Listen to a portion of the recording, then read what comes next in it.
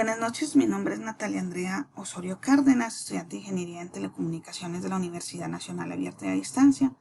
El presente video es para la sustentación del diplomado CCNP como opción de grado. Tenemos dos escenarios, routing y switching. El primer escenario que observamos en pantalla se realiza en GNS3 por temas de recursos, no tengo encendidos los routers, pero entonces sobre este escenario se hizo todo el trabajo para la topología número 1. Entonces tenemos 5 routers, de los cuales nuestro objetivo es que toda la red tenga comunicación. Los loopback de R1 como los loopback de R5. Entonces manejamos protocolos dinámicos internos como el OSPF, el EIGRP, uno de estado de enlace y uno de vector distancia. Entonces, lo primero que hacemos es configurar estas líneas en todos los routers, que lo único que nos va a ayudar es a que, por ejemplo, el no IP domain, lo que nos va a ayudar es a que si tenemos un error de sintaxis en los comandos, no tengamos que esperar unos segundos a que nos diga que pues, está errado el comando, sino que directamente nos diga que tenemos el comando con algún tipo de error. Digamos que es como el más importante dentro de estas líneas, porque pues aquí la sincronización del login, y esto simplemente para que tengamos activa la consola o los dispositivos sin que se nos estén cerrando las secciones. Entonces hacemos un subnetting para esta VLAN, para los loopback de R1, y configuramos las interfaces seriales, dándoles una IP y una máscara. En este caso, pues el clock rate, se utilizan varias numeraciones, en nuestro caso vamos a utilizar el 64000. Entonces se crean las loopback, se configura el OSPF de esta manera, router OSPF, router ID, las redes que estén directamente conectadas, wildcard y el área. Eso para cada uno de los routers. Para cada uno de los routers se configura el protocolo, como observamos, router 3, los seriales. Y en el R3, que esta es la clave de esta topología, es la redistribución, el router frontera, donde vamos a configurar tanto el OSPF y el EIGRP, pues para la red, por donde nos va a ser, digamos, como públicas estas rutas de EIGRP a OSPF y viceversa.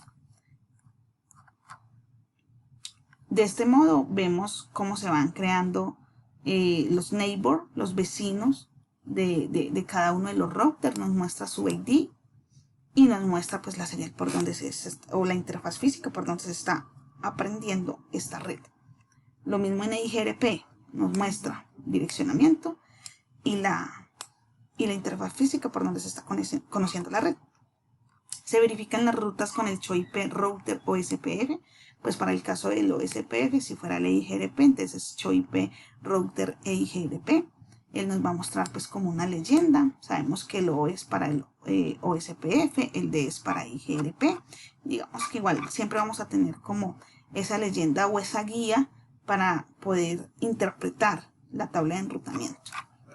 Entonces, como les decía, siempre configurar las interfaces. Lo primero, configurar las interfaces, darles el direccionamiento.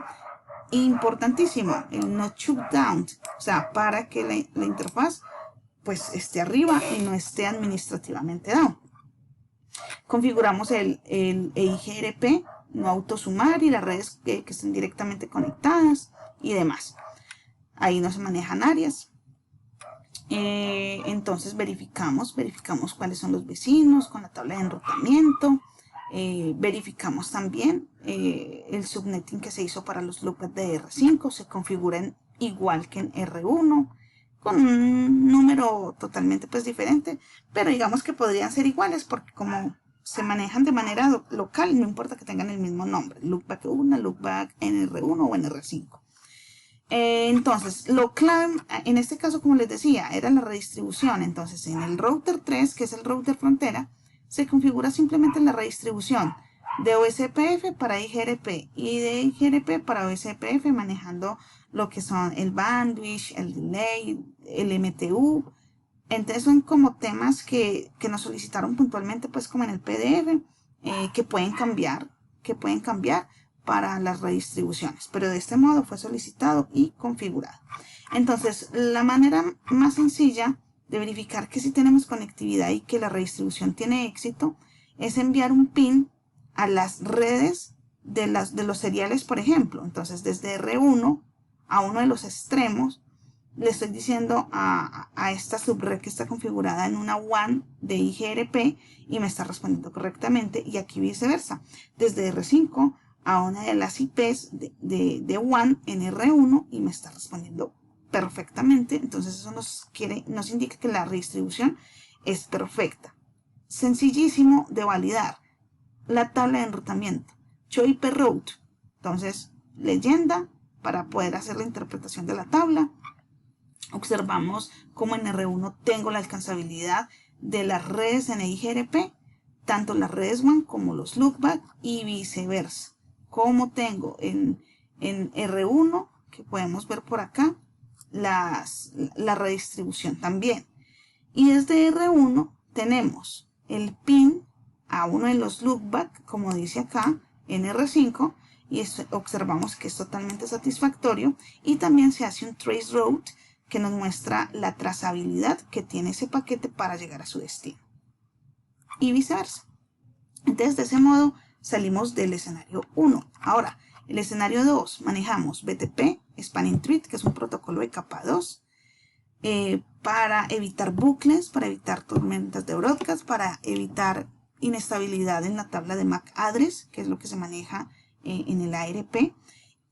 Manejamos Ether Channel para la alta disponibilidad y redundancia.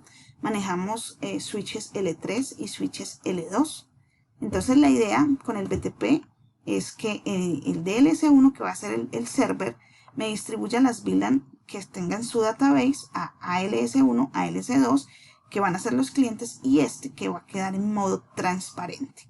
Entonces vamos a ver cómo se configuran los Ether Channel, porque pues ya sabemos cómo dejar las interfaces administrativamente down. Con el shutdown se eligen los rangos para hacerlo de manera más rápida, se indican los nombres de los switch, se crean los loopback en DLS1 y DLS2, direccionamiento y máscara.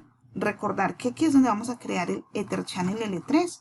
Entonces es muy sencillo, se genera para el LACP, que es uno de los Ether Channel que va de LS1 a LS1, se le dice que va a estar en modo activo y que va a pertenecer al grupo 1.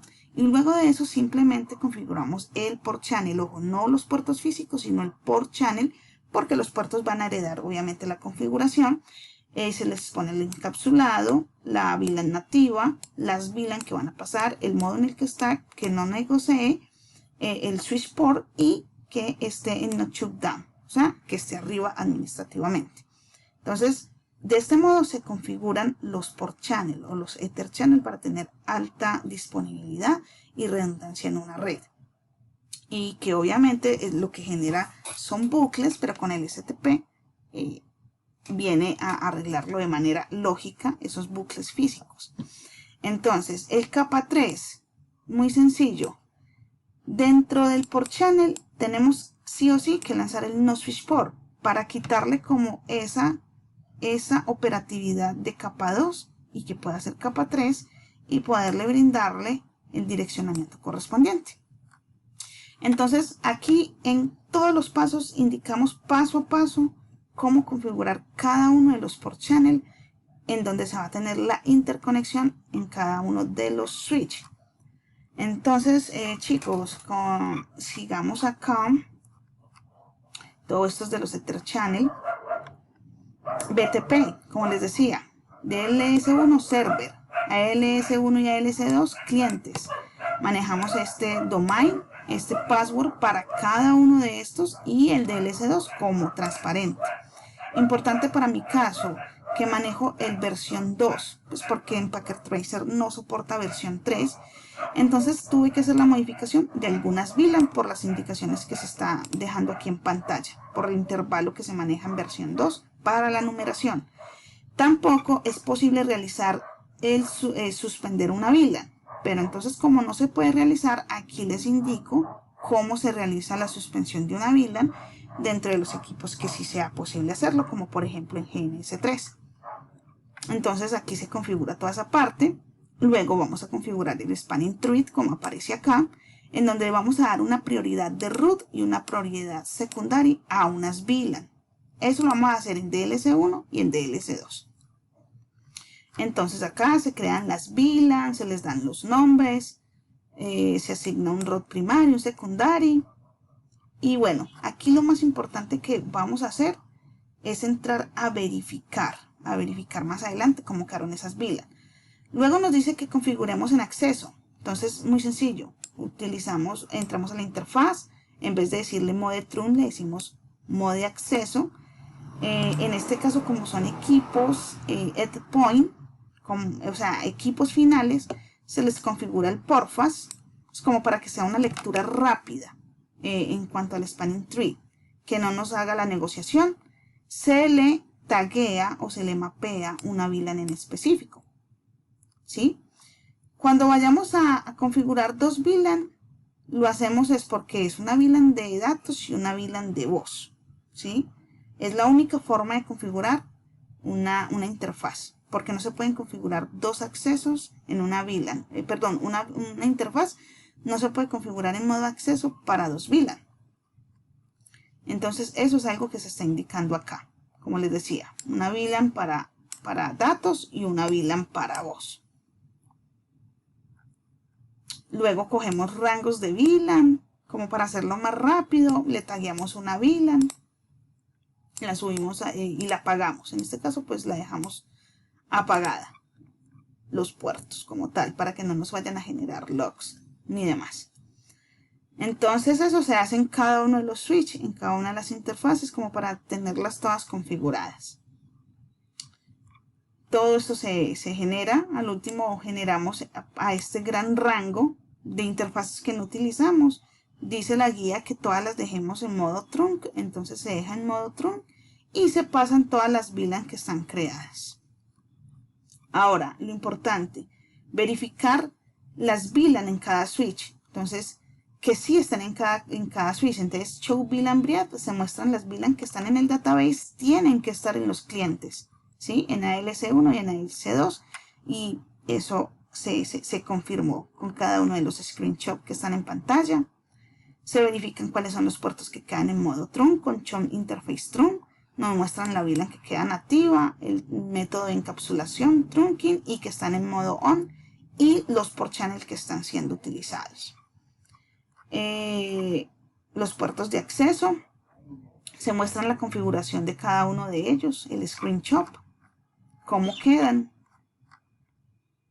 Los Ether Channel, entonces como les decía, verificamos que el tipo de grupo en el que está, qué tipo de protocolo y cuáles son las interfaces físicas o los members que están en ese port channel, ¿sí? Y por último, y que es muy importante para poder adelantarnos, es verificar el show spanning tree. Entonces recuerden que para unas VLANs colocamos prioridad y para otras no. Entonces cuando se genera el spanning tree, él lo que hace es elegir un puente raíz, que en este caso es el DLS1. Pero cada VLAN va a tener como una prioridad. Y eso fue porque lo manipulamos con estos comandos. ¿Listo? Entonces él lo que hace dentro de la topología es bloquear unos puertos, ¿sí? Precisamente para que no tengamos bucles físicos. Entonces el STP maneja los bucles físicos, los traduce a lógicos. Y eso es lo que nos permite que nuestra conectividad sea correcta. Y de ese modo, pues, damos por terminado la sustentación de lo que se hizo en cada uno de los escenarios. Agradezco su atención. Feliz noche.